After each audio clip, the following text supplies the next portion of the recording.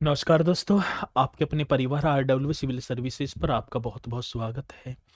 मित्रों, आशा करता हूं कि आप सभी अच्छे होंगे, बढ़िया होंगे, खुशहाल होंगे और जहां भी होंगे एकदम बेहतरीन होंगे। तो आप सभी को पता है कि एक बहुत ही बेहतरीन हमारी एक सीरीज चली हुई है जिसका नाम है जिला दर्शन सीरीज। मैं डेली उत्तर प्रदेश के एक जिले के बारे में संक्षिप्त रूप से जो है व्याख्यान करता चलता हूं और आप भी कंटिन्यू इस क्लास को करते चल रहे हैं। आज लखनऊ मंडल का एक और जनपद होगा जिसका नाम सीतापुर।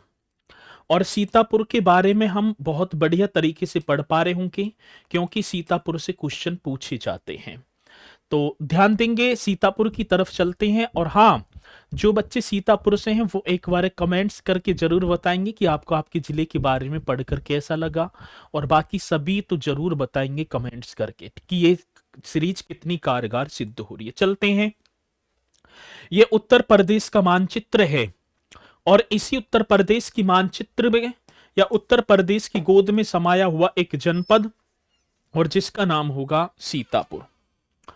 सर जी, सीतापुर की बात करूं तो सीतापुर का जो उपनाम है इसे नैमिषारण्य नगर के नाम से जाना जाता है। किस नाम से? नैमिषारण्य नगर। इसके जिला डिस्ट्रिक्ट मुख्यालय की बात करूं तो सीतापुर, सीतापुर का सीतापुर में ही जिला मुख्यालय होगा। सीतापुर जनपद में तहसीलों की संख्या सर 7 हैं। आता है क्वेश्चन कि सीतापुर डिस्ट्रिक्ट में तहसीलों की संख्या कितनी है, तो आप बताएंगे 7, जिनमें सीतापुर होगा, विसबा, मिश्रिख, लहरपुर, महोली, महमूदाबाद और सिंधौली। ये क्या होंगी सर? ये सीतापुर जनपद में तहसीलों की संख्या है।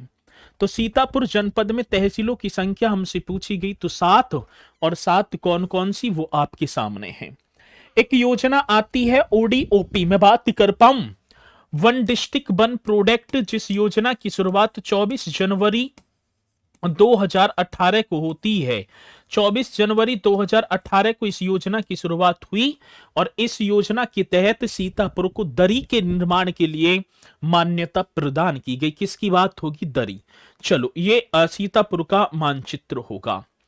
पर्यटन स्थल सर, जब हम सीतापुर में प्रस्थान करेंगे तो हमें ललिता देवी मंदिर देखने को मिलेगा। आता है क्वेश्चन कि ललिता देवी मंदिर सीतापुर में। चक्र तीर्थ, ब्यास गद्दी, सूत गद्दी, पंच प्रयाग भी यहीं पर होगा। पांडव का किला, सीता कुंड, महर्षि दधीची का आश्रम भी यहीं पर है और दधीची कुंड भी है। चक्र कुंड एवं दार्शनिक कुंड और सरस्वती सरोवर ये कहां पर होंगे? सीतापुर में होंगे और इन्हें हम पढ़ेंगे बढ़िया तरीके से। ठीक है। तो ये ललिता देवी मंदिर कई बार पूछ लिया गया। सीता कुंड, दधीची कुंड, तो ये पर्यटन स्थल सीतापुर के। ये पांडव किला होगा, आपको दिखाई पड़ रहा होगा। ये एक पहाड़ी होगी, ठीक है ना, इस तरीके से। चलो, हस्तशिल्प की बात करूं तो दरी का कार्य यहां पर संपूर्ण रूप से किया जाता है। यहाँ के ओनीमेट्स जो डरीज हैं विश्व प्रसिद्ध हैं, जो विदेशों में भी निर्यात किए जाते हैं। कहां सर? विदेशों में भी निर्यात किए जाते हैं। लहरपुर एवं खैराबाद विशेष रूप से दरी के उत्पादन एवं निर्यात के मुख्य केंद्र है। कहां सर? लहरपुर। कहां ये सर जी? ये तो कहां? सीतापुर में है। और खैराबाद ये विशेष रूप से दरी के उत्पादन के लिए प्रसिद्ध हैं। ये दरी का कार्य आपको दिखाई पड़ रहा होगा, ये रही दरी, ठीक है ना। चलो, औद्योगिक क्षेत्र में प्लाईवुड उद्योग, यहां पर गुड़ उद्योग एवं कटसाल दरी उद्योग संचालित हैं। यदि औद्योगिक क्षेत्र की बात करूं तो प्लाईवुड उद्योग, गुड़ उद्योग एवं कटसाल दरी उद्योग यहां पर प्रसिद्ध हैं। 88,000 ऋषियों की तपोभूमि व त्रेता युगीन तीर्थ स्थल नैमिषारण्य इसी जिले में स्थित है। ये 88,000 ऋषियों की तपो स्थली। 88,000 ऋषियों ने यहां पर तप किया था और वो कहां पर? सीतापुर में है। मुगल सम्राट अकबर के नवरत्नों में से एक टोडरमल, नाम सुना होगा, का जन्म सीतापुर के लहरपुर गांव में हुआ था। मुगल सम्राट अकबर के नवरत्नों में से एक थे और जिनका नाम था सरजी टोडरमल। इनका जन्म सीतापुर के लहरपुर में हुआ और 1857 की क्रांति में या 1857 में सीतापुर के फजल हक ने अंग्रेजों के खिलाफ जिहाद का नारा दिया था किसी कार्य को करने के लिए पुरजोर लगा देना, जिहाद, ऐसा नारा किसने? फजल हक ने, और ये सीतापुर के थे। उत्तर प्रदेश की सर्वाधिक अनुसूचित जातियां सीतापुर जनपद में निवास करती हैं। उत्तर प्रदेश का सर्वाधिक एससी जाति वाला, ठीक है ना, जनपद यदि हमसे पूछा जाएगा तो हम बताएंगे सर सीतापुर होगा। चलो आगे बढ़ेंगे, ये आपकी जाति होगी, एससी जातियों की बात है। चलो जी आगे बढ़ो। प्रमुख संस्थान की बात तो होगी रीजनल इंस्टीट्यूट ऑफ ऑप्थल्मोलॉजी, यहीं पर स्थित होगा सीतापुर में।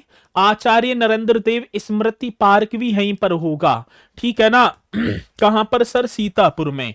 और सीतापुर के वसरा नामक स्थान पर शारदा नदी का सरयू नदी से संगम होता है। जब मैं सीतापुर के बसरा नामक स्थान पर जाऊं तो जो शारदा रिवर है उसका जो संगम है वो कहां पर? सरयू नदी से हो जाता है। मेला की बात होगी, ललिता देवी मेला यहां पर लगता है सर जी। ललिता देवी मेला मंदिर भी है। नैमिषारण्य में परिक्रमा मेला जो फाल्गुन के माह में लगता है।